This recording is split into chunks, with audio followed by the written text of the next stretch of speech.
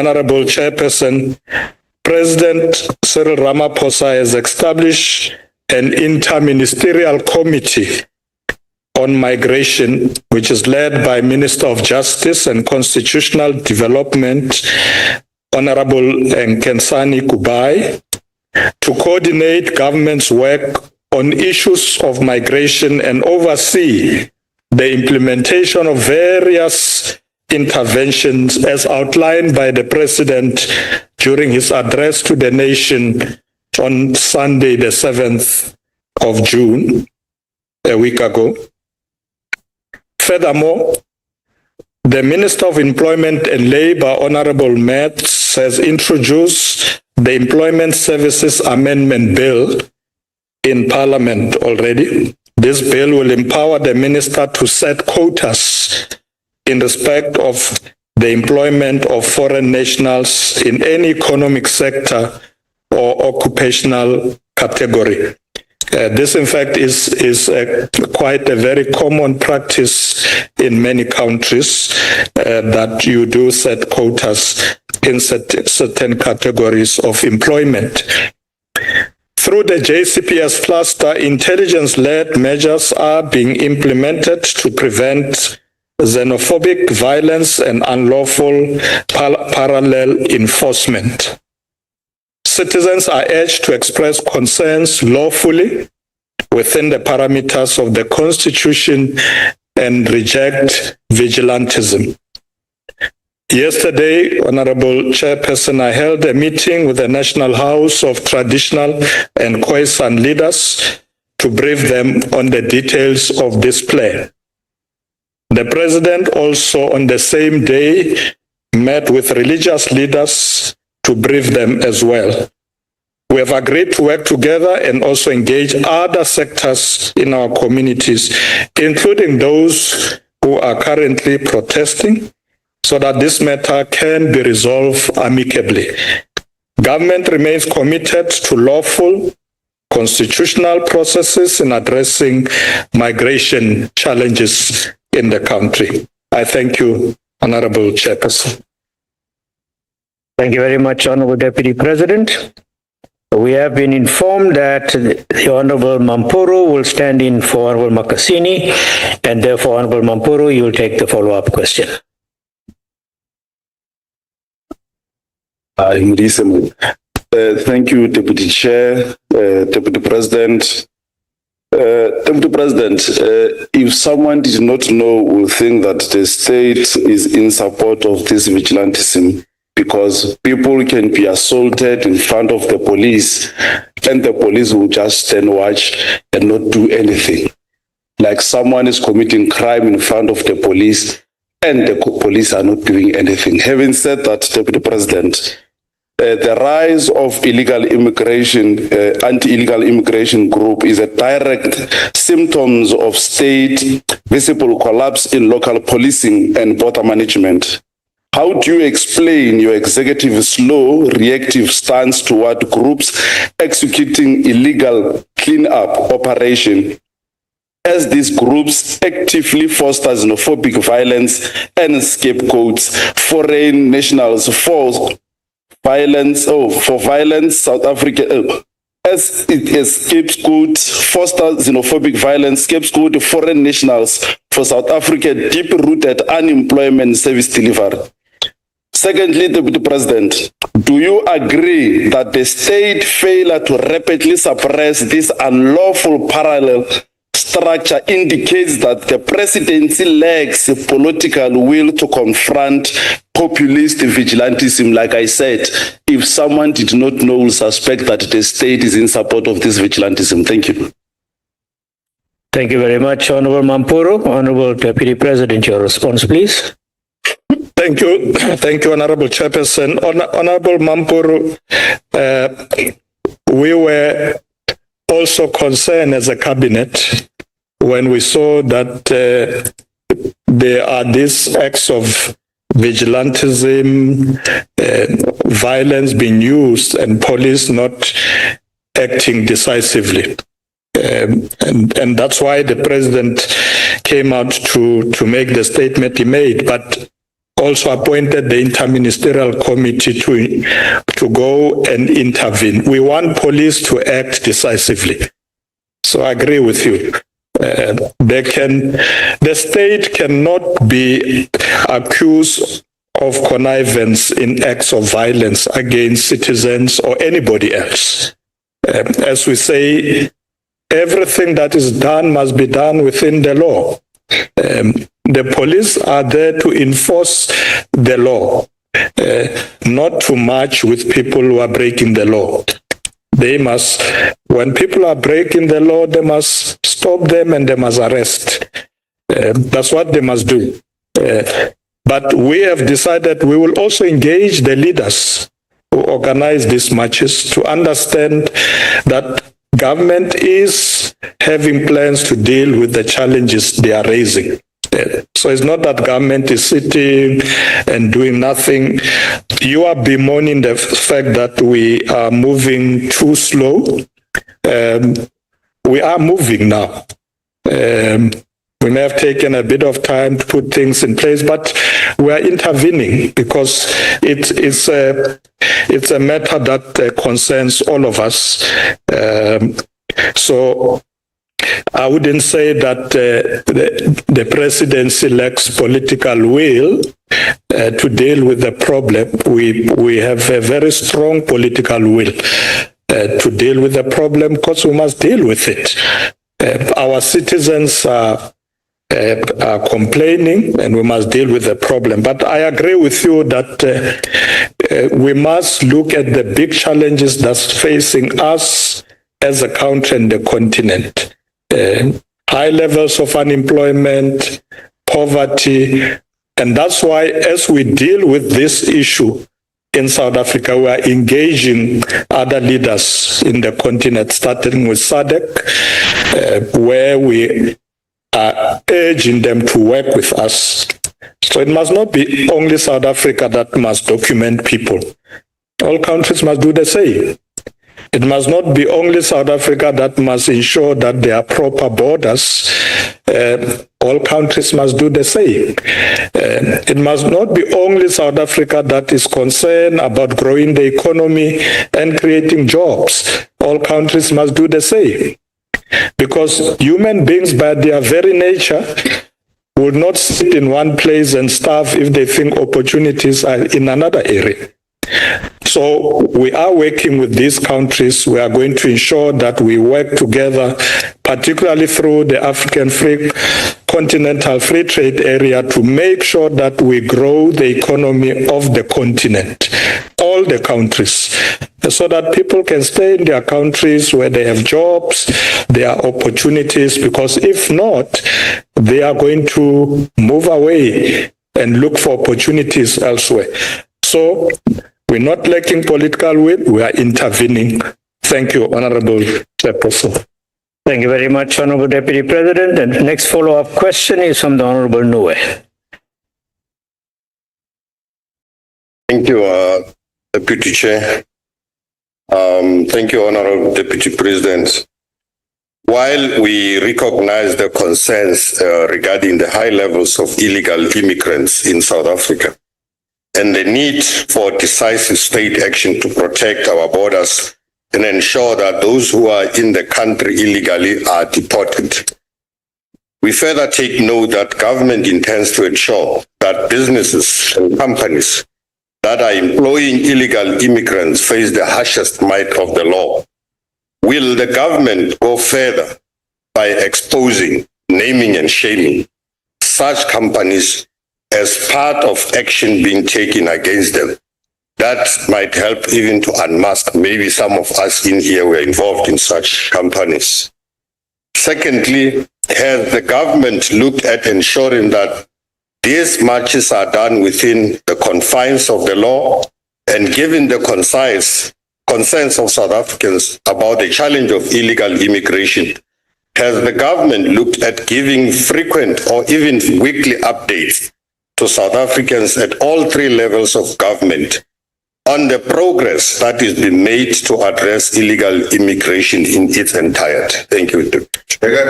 Thank you very much, Honorable Nue. Honorable Deputy President, your response. Thank you very much, Honorable Chairperson. Thank you, Honorable Noe. I did say earlier that part of our intervention is for the Minister of Labour to look at the regulations. It is true that there are many companies in our country that employ people illegally. And we have agreed that National Treasury must make funds available to the Ministry of Labour to employ more officers, people who will go, inspectors, I think that's the right word, employ more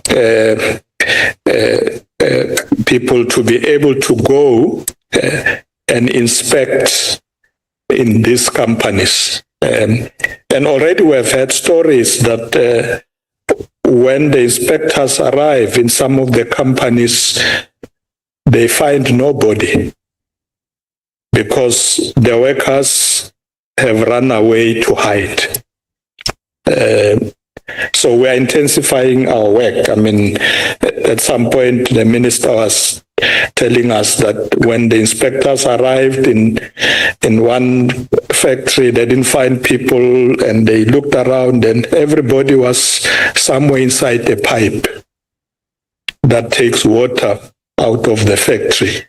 They were hiding there. So it is true that businesses are a culprit, big culprits in this regard. And we suspect that they do this because if you employ people who are illegal in the country, it doesn't matter even if you pay them by giving them food, because you are not implementing any labor laws, you can exploit them. So I agree with you that as we do this work, we must intensify our work in the private sector to ensure that they must employ people properly. South Africa is not a xenophobic country. We're not saying people must not come to South Africa, but they must come legally. And we are saying to companies, as you employ people, employ them within the law. If there are quotas, follow the quotas, and to ensure that we don't employ people who have no rights, exploit them, and ensure that we make maximum profits. So we are attending to this matter. You said, will there be naming and shaming? I think there should be, but I think we should fine them. Heavy fines, because maybe naming and shaming won't be a good deterrent. Maybe they must know that there'll be a heavy fine in addition to naming and shaming, because we must stop that practice. So I agree with you that as we do this work, let's not forget that there are challenges in business, in the private sector, that must also be attended to. Thank you very much, Honorable Chairperson. Thank you, Honorable Deputy President. The next follow-up question is from the Honorable Badenost. Deputy President, good afternoon. You just said now in your response that South Africa is not a xenophobic country. In fact, last month, on the 6th of May, you also said that there's no xenophobia in South Africa.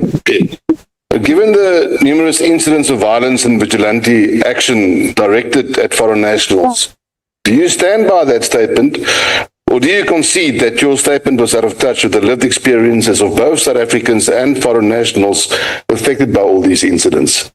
Thank you. Thank you, Honorable Badenost. Honorable Deputy President, your response. Thank you, Honorable Chairperson, and thank you, Honorable Badenost, for the question to clarify that matter. Yes, I stand by that statement that South Africa is not a xenophobic country. In fact, Honorable Badenost, if you listen even to the leaders of March and the others, they make the same point, that they are not xenophobic. They raise a different issue, which we must address. They say that a lot of people who are employed in some of businesses in South Africa come from outside the country, to the exclusion of South Africans. They are not saying they shouldn't be employed, but they are saying you need also to give preference to South Africans. Don't just employ those who come. But we know why companies prefer to employ those who are from outside the country, because they can exploit them. So our people are not xenophobic. They are not going to attack someone because he or she comes from another country. One of the second issue, Honorable Badenos, they are raising is that let's strengthen the laws so that people come legally. They are not saying anybody shouldn't come. So when I listen to them, I don't see a difference in approach, except that we are saying to them, you don't have to be violent about it. Just say to government, implement your laws. Government has now, the government has got a border management authority that has been set up. It's managing the borders. The police and the army are working together around the borders. But we are saying all the laws must be implemented. Business must follow the laws. All employers must follow the laws so that South Africans must be employed. Where you need a skill that is not in South Africa, by all means you can get it from outside the country, but do it legally. That's all that is being said. South Africa is not a xenophobic country. Thank you, Honorable Chairperson. Thank you, Honorable. Thank you, Honorable Deputy President. We now move on to the next follow-up question from the Honorable Mslongo. Thank you, Chair, and greetings to you, Deputy President. During the March and March movement, a lot of criminal activities were exposed. And my question is based on Section 42 of Criminal Procedure Act provides circumstance under which a private person may effect an arrest without a warrant for certain offences. Has government issued any clear guidance to communities regarding the lawful exercise of these powers, particularly where citizens reasonably suspect the commission of Schedule 1 offences and law enforcement agencies fail to respond? And if not, does government intend to provide such guidance? Thank you, Deputy. Thank you very much, Honorable Mslongo. Honorable Deputy President, your response, please. Thank you very much, Honorable Chairperson. Yes, Honorable members. I said earlier that in dealing with this matter, we had a meeting with traditional leaders and also religious leaders who have come out with guidelines on how this matter should be handled, and we've shared that with the traditional leaders. I did so. The President did so with the religious leaders, and it's going to cascade down to communities, because you're quite right. We need to empower our people as to what is right. When you are facing a challenge like this, what should you do? How should you do it? And I think the loud message that comes out from ourselves, but I'm sure with many in communities, is that let's not use violence to resolve our problems. Let's use our laws. We've got a constitution that provides us with laws almost in every sector, even in this sector. If you want to look at the issue of of migration, you'll find that there's a law dealing with that, law that deals with illegal migration and so on and so on. Let's use those laws, but you are quite right. Let's empower the communities to know what are the rules. What must they do when they are faced with this challenge? So the document that Cabinet approved recently will be shared with leaders across the board to ensure that we work together, and it can be enriched because leaders on the ground have their experiences as well working with communities. They can help enrich that document to ensure that we deal with the problem effectively without the use of violence or vigilantism and so on. So it has been done. Thank you very much, Honorable Member. Thank you very much, Honorable Deputy President. Now that concludes the responses to question 10. We now move on to question 11 that was asked by the Honorable Vandenberg, which deals with land transferred under the fast track mandate. Honorable Deputy President, your response to that. Thank you very much, Honorable Chairperson.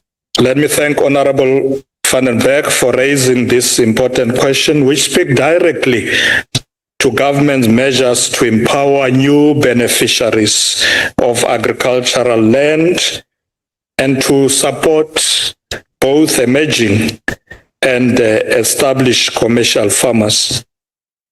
Government is facilitating the release of state-owned agricultural land and providing post-settlement support or assistance to strengthen food security and promote rural economic growth.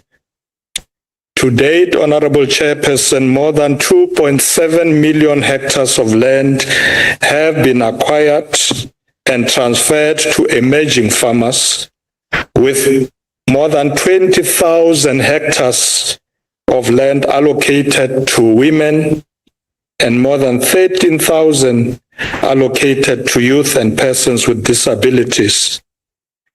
Title deeds are being handed over, ensuring ownership. To this end, on the 11th of March this year, together with Minister Zanele Nyoncho, we handed over land and title deeds to the Mutsweni family in Mpumalanga, also known as the Skalk Marika Communal Property Association.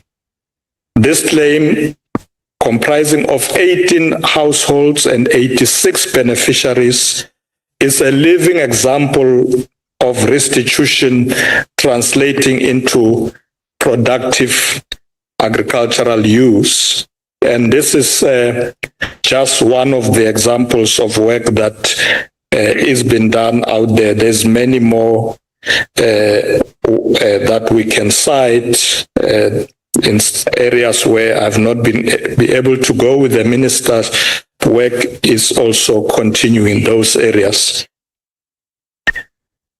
Honorable Chairperson, post-settlement support under the Comprehensive Agricultural Support Program, CASP, is revitalizing unproductive farms, whilst the blended finance scheme has approved more than 9.8 billion rands for 627 black commercial producers across diverse commodities and value chains. This integrated approach empowers emerging farmers to transition from tenants to owners, whilst strengthening established farmers also to drive productivity and transformation. I thank you, Honorable Chairperson. Thank you very much, Honorable Deputy President. The follow-up question from Honorable Vandenberg. Thank you, Chairman. Honorable Deputy President, recent departmental data shows that over 75% of communal property associations remain non-compliant and underperforming. In the Northern Cape, we have seen costly failures such as the Mtacheni hydroponics near the R, Warrenton Superchicks, Ranang hydroponics, and the Farlards Olive project. Projects that have cost the state well over 100 million now abandoned and jobs lost. Will the Deputy President acknowledge that these group-based communal ownership models have largely underdelivered compared to individual ownership models, where personal incentive and accountability tend to produce better agricultural outcomes? And second, the 2018 CPA Amendment Act provides for a dedicated CPA office and registrar to resolve disputes and improve oversight in the CPAs. Can the Deputy President explain why, more than a year after the Act was assented to, there has been nearly no progress in operationalizing this office and dispute resolution mechanisms? I thank you. Thank you, Honorable Vandenberg. Honorable Deputy President, your response. Thank you very much, Honorable Chairperson, and thank you, Honorable Vandenberg. Yes, it is true, Honorable Member, as I go out to various provinces, we find that some of the land that was transferred to beneficiaries lie fallow, and we have been investigating what are the problems. We found that in some instances is disputes, mainly within families or even in the community. And it takes a bit long to resolve some of those disputes. The second issue we found in some of the areas, they will say to us, look, we did receive the land, but we don't have the ability to till the land. That's why the introduction of the post-settlement support was brought on the table, because we realized that it's probably true that some of the people who have benefited don't really have the capacity, they can't get loans from the banks to be able to farm and so on and so on. So we've now increased post-settlement support where we have assessed that it is needed, and we've begun to see progress in that regard, because there are a number of areas where people are now starting to use the land productively. So I think it's important that underperforming should, once assessed, government should then intervene and say, this is the kind of support needed. I know in some areas, the ministers of agriculture and the minister of rural development have provided tractors to communities to be able to farm. And we are continuing to assess and to assist where possible. But it's important that we must also strengthen the dispute resolution mechanisms. There's an area where I went to and I found that they are not using even the funds that are given because of the dispute, and therefore the land remains undeveloped. So those interventions are happening as we speak, Honorable Member. Thank you, Honorable Chairperson. Thank you, Honorable Deputy President. The next follow-up question is from the Honorable Slanganisa Nodada. Thank you, Honorable Deputy Chair, and good afternoon. Masibulise kusekela mongameli silikhaya lengwele. Sibulele nangengcaciso ethe cha. Deputy President, despite the implementation of the Expropriation Act, navigating land evaluations through the Office of the Valuer General, and handling competing land claims still requires lengthy mediation processes. My question, therefore, is What progress is the government making in utilizing the Expropriation Act as a mechanism to expedite the land restitution and redistribution processes, ensuring historical injustices are addressed through structural legal means, while also allaying the politically engineered fears by some political parties and groupings that the Expropriation Act will undermine property security and deter long-term investments, restrict access to finance on bonds, and threaten overall agricultural productivity? Thank you, Deputy Chair. Thank you very much, Honorable Nodada. Honorable Deputy President, your response, please. Thank you very much, Honorable Chairperson. Thank you, Honorable Nodada. It's correct that the Expropriation Act was brought about to intervene, to assist people to have access not only to land but also to finances. You'll recall that we established the office of the Valuer General. The Valuer General mediates in some of this, but the main aim really is to ensure that they have access to get the necessary funding. Many people who receive or who get land transferred to them struggle to get access to funding. And therefore they underperform. Other than disputes, there's also this challenge. But also the Expropriation Act helps, there's a lot of land in South Africa, some of it owned by absentee landlords and so on. So the minister can use this land this act to acquire that land and ensure that people have access to it. So it is happening, and the act is being used in that manner to ensure access. People must have the land. There are many who have been saying in the past that we're moving too slow. We want to transfer land, we're not doing it. So this act is helping us to move a bit faster to ensure that land is being transferred, but it must also be used productively by those who receive the land. I thank you, Honorable Chairperson.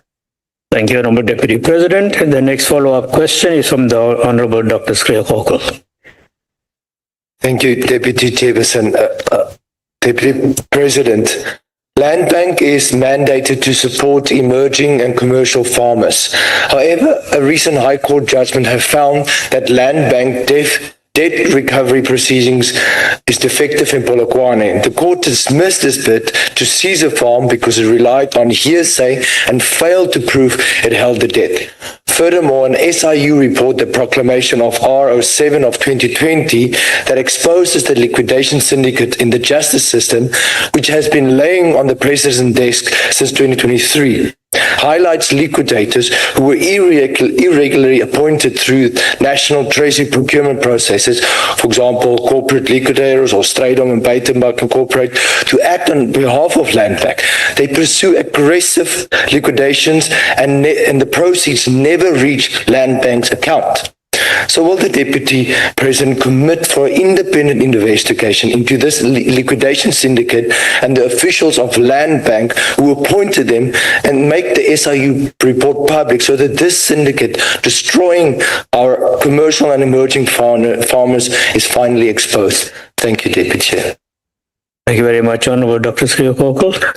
Honorable Deputy President, your response. Thank you very much, Honorable Member. Thank you, Honorable Chairperson. Thank you, Honorable Member.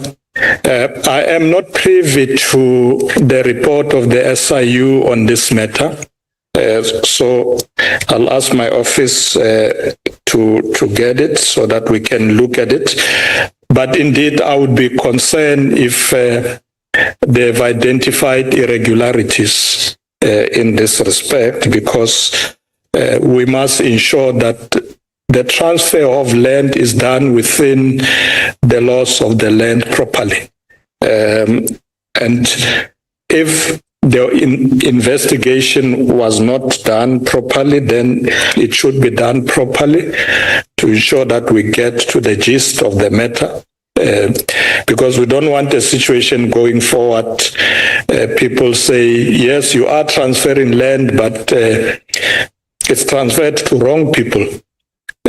So I will look at that report, Honorable Member, and make sure that we do follow up on it. Thank you very much. Thank you very much, Honorable Deputy President. The next follow-up question is from the Honorable Montwedi, who is on the virtual platform. Honorable Montwedi. Ke a leboga motlatsa modulasetilo motlatsa Tautona potso e ke potso ya botlhokwa thata e o ipoditsweng me ke tla ke nna le tshwenyego gore I think we're losing the question because this is about land transferred under the fast track mandate, and let's not bring in the land bank because the land bank has been focusing on new acquisition, not offering post settlement support to already farms that are issued out to people. Now, Deputy President, the national data consistently shows that fewer than 10 to 15% of redistributed farms do not operate at full commercial potential, as land often collapse into ruin due to systematic lack of post-transfer support. Hence, I'm saying the land bank is not relevant here. So in light of this, can you explain to this council which specific support delivery process failed on the fast-track mandate farms that have since fallen into distress, and can you identify the points in the support chain from beneficiary onboarding to extension services and input delivery where your office has established that officials or implementing agents did not execute their responsibility as required? Ke lebogile thata motlatsa modulasetilo wa ntlo. Thank you very much, Honorable Montwedi. Honorable Deputy President, your response. Thank you very much, Honorable Chairperson. Honorable Montwedi. Yes, we have been concerned ourselves about post-settlement support and that those who are beneficiaries of land reform, those who have received land, farms, should be able to use them productively. Where there are challenges, we will investigate. You've asked my office to look into the matter. We will do so because we do want to fast track this program. And we do want people not only to have access to land, but have access to support, post-settlement support or assistance, as I mentioned earlier. Is something that we are now focusing on and providing it through the Department of Rural Development and Agriculture to make sure that we can not complain about unproductive land, land that is laying fallow, and so on and so on. Because agriculture in South Africa has become one of the biggest contributors now to GDP. And it means we must unlock that environment, intervene directly as government to support those who are tilling the land, and make sure that particularly emerging farmers do have all the necessary support they need, equipment, including loans. You are not the first one to complain about the land bank not being useful in this regard. We will engage them because we know that people are really struggling to get resources from commercial banks. So we don't want the land bank to join them as well and be too strict to assist. Not that they mustn't have rules and regulations, but often, Honorable Chairperson, people go to banks and they are being asked to have security, to have 20% of this or that, and they are emerging farmers. So we will engage the land bank to urge them to be more accessible, to assist emerging farmers to be able to till the land, to be able to access resources. Thank you very much, Honorable Chairperson. Thank you very much, Honorable Deputy President. That concludes question 11. We shall now move on to question 12 that was asked by the Honorable Sibande, and the question deals with the National Water Security Plan. Honorable Deputy President, your response, please. Thank you, Honorable Chairperson.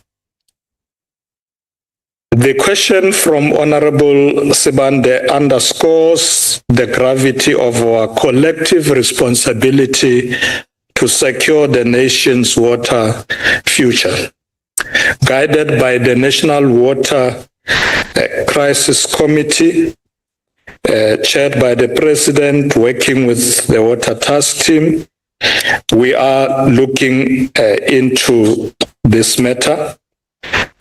We have at the moment established the Water Resource Infrastructure Agency. It's a newly established agency, and it stands for as a decisive instrument of renewal. Operating as a state-owned company, it will harness massive infrastructure assets and revenue streams to ensure funding directly from financial markets, thereby accelerating delivery of vital water infrastructure. Parallel to that, we have a Water Partnership Office of the Department of Water and Sanitation, which continues to assist water services authorities in facilitating partnerships with the private sector for wastewater resource and wastewater reuse, projects ensuring innovation and sustainability in our water future. There are also work streams in areas like eThekwini, Johannesburg, that are working hard to reduce non-revenue water, which areas have water losses, some of them nearing 50%. These reforms are decisive, separating authority from provider functions, piloting special purpose vehicles, and strengthening institutions that exist. Our goal, Honorable Chairperson, is to ensure the provision of reliable water and sanitation for every households. We are going to ensure that through the Watercom, which was established by the President as an additional mechanism to intervene, particularly in the metros, in areas where there was glaring and intensified water crisis, that we use that mechanism to be able to deal with these challenges of leaks, identifying them, ensuring that we deal with a number of delivery challenges or failures that have been identified in this municipalities. So that's what we are doing.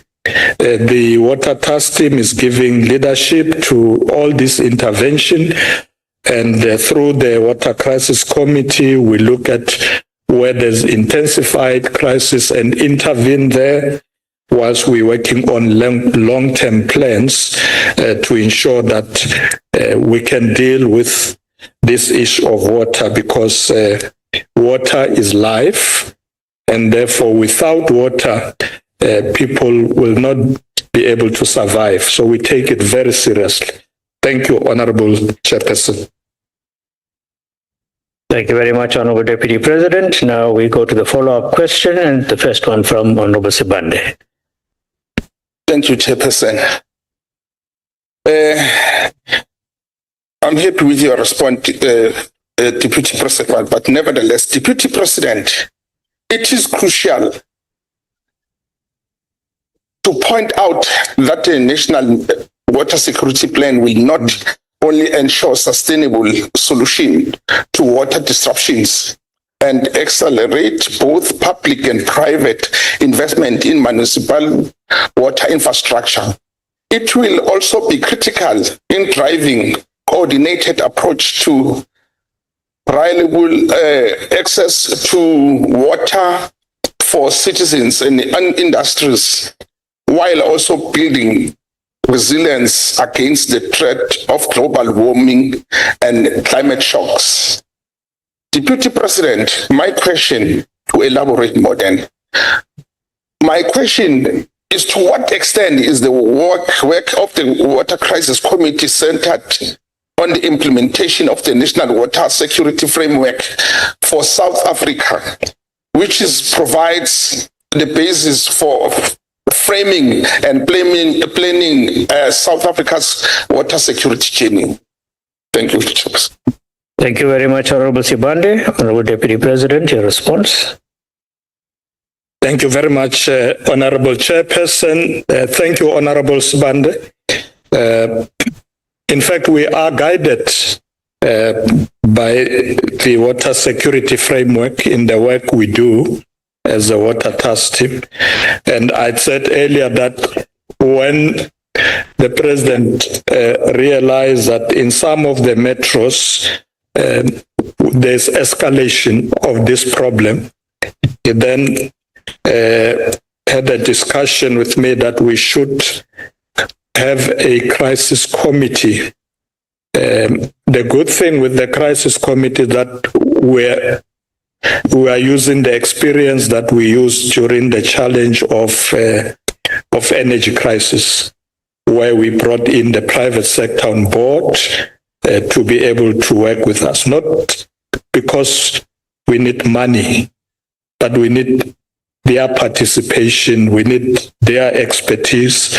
So we're going to use, or let me say rather, we are using the same experience now, where there's heightened challenges of water. We are using the Watercom to be able to intervene in those areas. So whilst the water task team is looking at long-term plans throughout the country, we then use Watercom to intervene directly where there's crisis or heightened crisis, and we bring all the role players that we think will assist. So through the Watercom, we will address those immediate challenges that we are facing. We will ensure that we also expedite institutional and financial regulatory mechanisms that are needed, because in some areas municipalities will say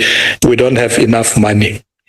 The reason that we have these pipes that have not been repaired over time, or maintenance is not adequate because of budgets. And that's where the national water authorities come in through the Minister of Water and Sanitation to assist. Because sometimes it is true that these municipalities don't have the resources. So we will then, through the Watercom, intervene, working with the Minister of Water and Sanitation to intervene in those particular areas. And we found that it's a good intervention because we're not making it a permanent arrangement. It's a crisis committee. We're assisting, and of course, once we've resolved the problems, we believe would have left enough expertise in those municipalities to proceed and manage water properly. Thank you very much, Honorable Chairperson. Thank you very much, Honorable Deputy President. The next follow-up question is from the Honorable Duplessis. Thank you, Deputy Chairperson. Good day, Deputy President. In Ward 10, Johannesburg, Joburg Waters spent approximately 35 million on a borehole in Klipboogspruit, or locally called Waterwax. This information is based on an answer by the City of Johannesburg to a City of Johannesburg councillor. The borehole is incomplete and abandoned, leaving the community without water. This is only one example. And the question is, why do municipalities and implementing agents get away with this gross negligence and fraud? Thank you. Thank you very much, Honorable Duplessis. Honorable Deputy President. Thank you very much, Honorable Duplessis. In fact, I would like you to give me more information about that, because I don't know why a borehole should cost 35 million. If you can be so kindly to provide me with the details so that I can intervene directly, because people should not get away with that. And we want accountability. And it's worse because you say it's incomplete, but the 35 million is spent already.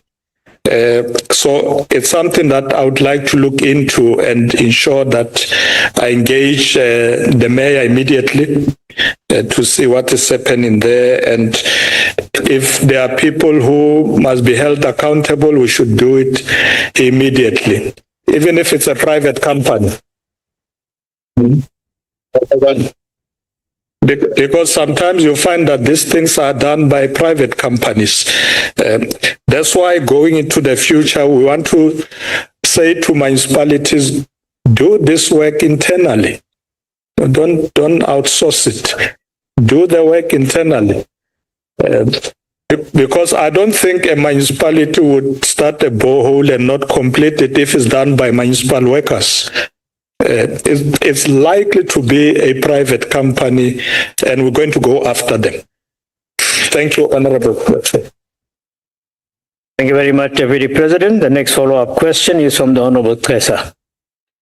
Thank you very much, Deputy Chair. Deputy President, the crisis in Ligwa local municipality where aging infrastructure, high non-revenue water losses and organized crime syndicates, popularly known as the water mafia, have left communities without potable water for more than 5 consecutive days now, is a severe manifestation of a national emergency. Given that the National Water Task Team has repeatedly promised coordinated state action, why has the state failed to classify this systemic destruction of critical water infrastructure as an act of economic sabotage and national security threat? Specifically, how do you justify the continued deployment of temporarily expensive water tankers, which effectively rewards the syndicates responsible for the crisis, instead of using the South African National Defence Force or specialized technical policing units to permanently secure Ligwa's water plans, protect contractors, and ensure the immediate completion of stalled water projects? Thank you very much. Thank you very much, Honorable Kesa. Honorable Deputy President, your response. Thank you, Honorable Chairperson. Thank you, Honorable Kesa, for bringing this to my attention. The Free State is in particular an area of my interest. I'm taking a lot of interest in the Free State because these challenges are not new, and we need to focus on them and get them right. So, but the water mafia is not only in the Free State. We are looking into this challenge. We've discovered them in the Northwest and in some other provinces as well. And in some instances, they are the one who sabotages the infrastructure. Yeah, they sabotage the infrastructure so that government must come to them to say, please deliver water, because we have no water. In fact, we have agreed with the president that the municipalities must buy their own trucks. We don't want to give tenders anymore to supply water. If there's a challenge, the municipality must take out its own trucks and deliver water to the communities, because otherwise these mafias are not going to stop. As long as we rely on private companies to deliver water, they will continue to sabotage infrastructure so that we go to them. we buy our own trucks. But thank you for raising this. We will look at the Free State, particularly Lekwa. You've raised. This is this Lekwa in Mpumalanga. Okay, Mpumalanga. I sizoyibheka nayo. In Mpumalanga. In fact, I have been to Mpumalanga recently, but let's look at it to ensure that we attend to water mafias everywhere. Mpumalanga, Free State, Northwest, Gauteng, everywhere. So, honorable members, I'm sure you agree that municipalities must buy their own trucks. Yes, they must buy their own trucks to do this work. Thank you very much, honorable member. Thank you, Honorable Deputy President. The final question comes from the Honorable Mslongo.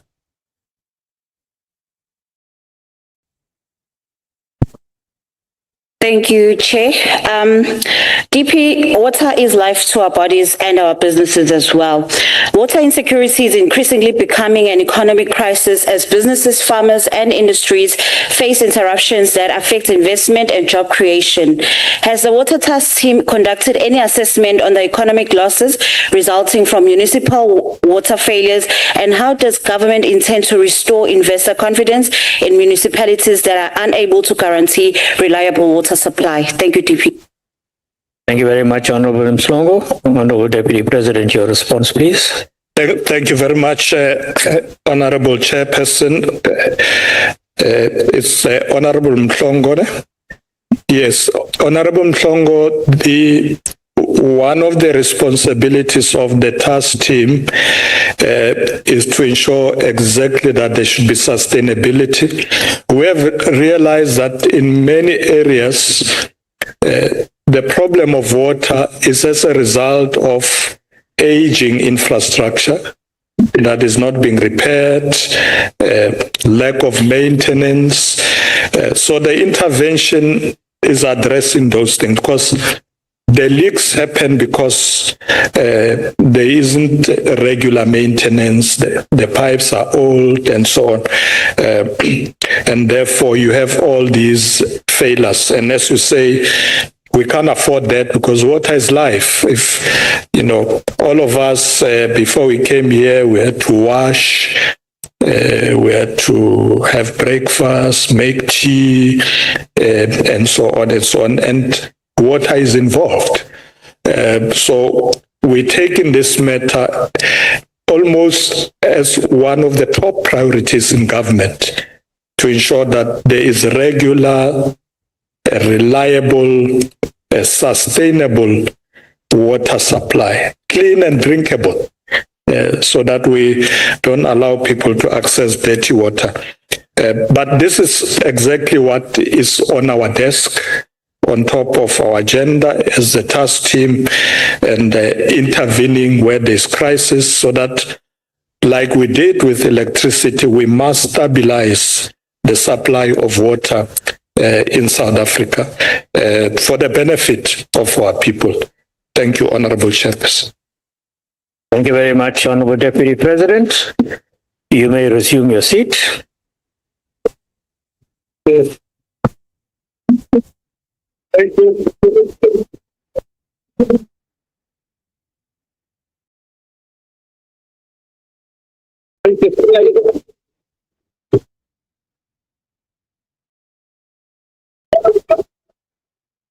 Thank you very much. Thank you very much, honorable members. Thank you very much, Honorable Deputy President.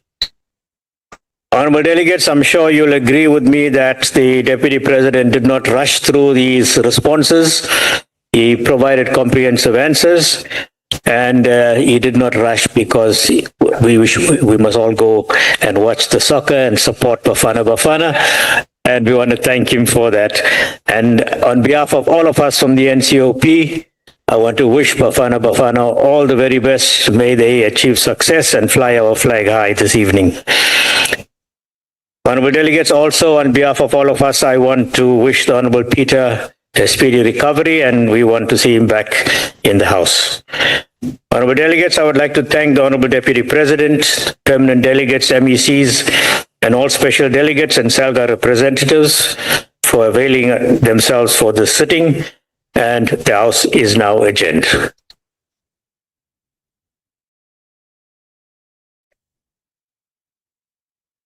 Recording stopped.